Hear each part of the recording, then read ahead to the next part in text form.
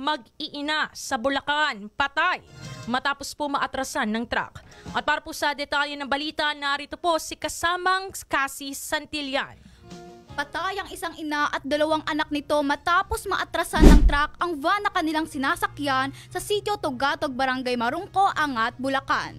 Ang mga biktima ay dineklarang dead on arrival sa Norzagaray Public Hospital. Samantalang sugatan naman ang ama na nagmamaneho ng nasabing van. Ayon sa investigasyon, ang dalawang sasakyan ay papunta sa iisang papataas na direksyon habang nasa likuran ng truck ang van. Nawala naman ng kontrol ang truck at sinubukang pumreno, ngunit dahil sa bigat ng mga materyales na dala nito ay hindi napigilan ang pag-atras. Kaya pa namang naayos ang dalawang panig ang mga pangyayari. Nikayat naman ng mga pulis ang masusing pagkukondisyon ng mga sasakyan at masighing pag-iingat ng mga driver upang maiwasan ang mga aksidente. Ito si Cassie Santillan ng Assumpta Technical High School para sa 103.1 Newsline Central Luzon.